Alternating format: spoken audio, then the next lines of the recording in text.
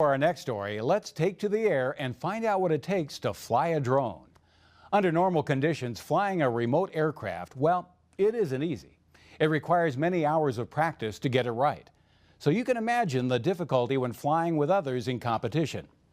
Recently, we had a chance to catch up with a group of high flyers from Spokane who were more than happy to show off what a drone can do in the hands of a skilled pilot.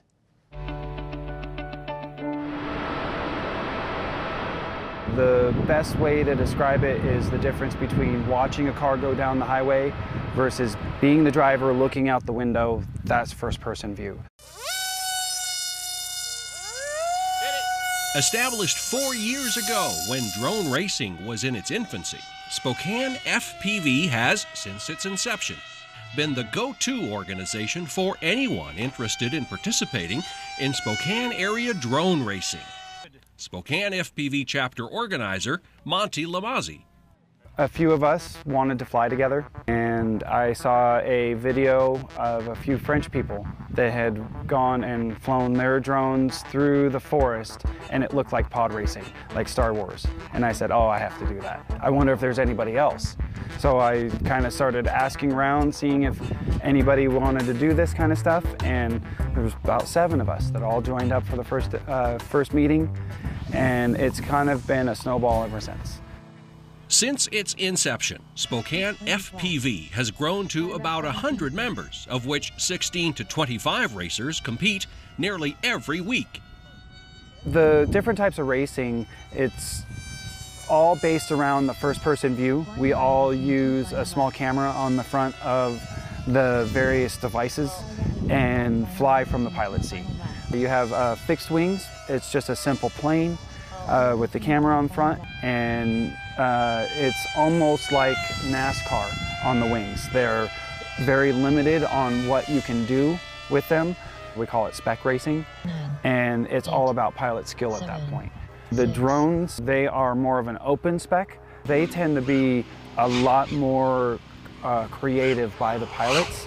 They all basically have 4 motors and very small form factor, and probably exceed the speed of the fixed wings, 100 miles an hour on average around the courses. On the fixed wings, if you go to ground, you're on the ground. But believe it or not, on the drone racing, if you land right side up and you didn't break any props, a good pilot is a good builder, and a good builder built for a crash. So it's intended to take some pretty severe hits. I've seen them take 80, 100 mile an hour impacts and blow through certain things and keep flying on the other end. It's pretty amazing. Even if they end up upside down, the latest flight control systems we have, you can actually flip the props into reverse and hit the controls a little bit, flip it back over, kick your props back into normal rotation and take right off, and on you go. We call it turtle mode. Optics are important, and optics are expensive. This is kind of the basic threshold.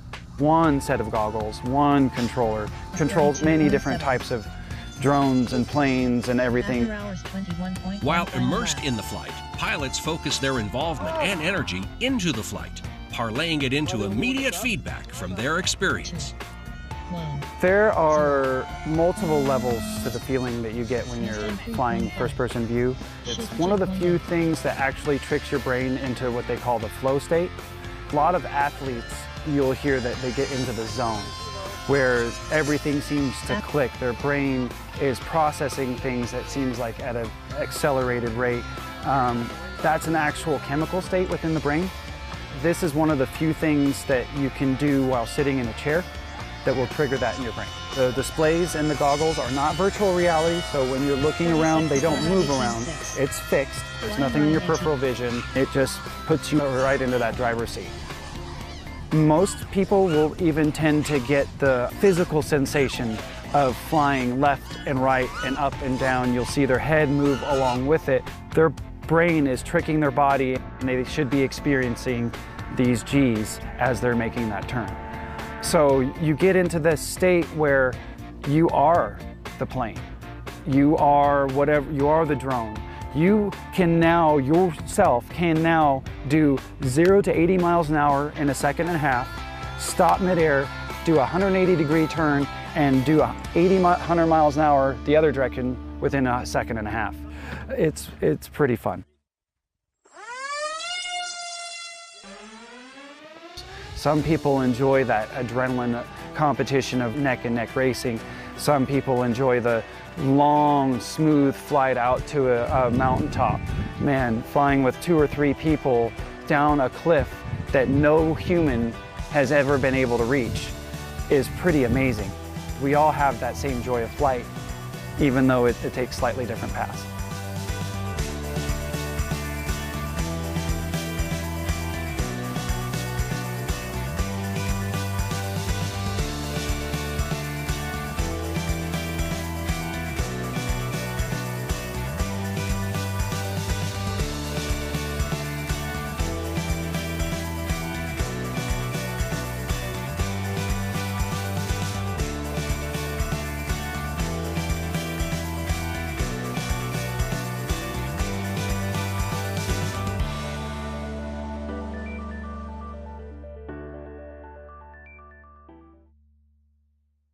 Monty says that safety is paramount in flying drones, and the learning curve to fly first person in competition is steep.